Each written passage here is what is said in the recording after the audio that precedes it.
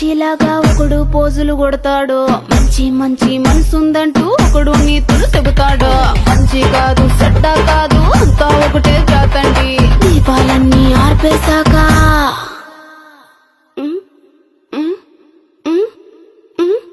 దీపాలన్నీ ఆర్పేశాక అందరి బుద్ధి వంకర బుద్ధి.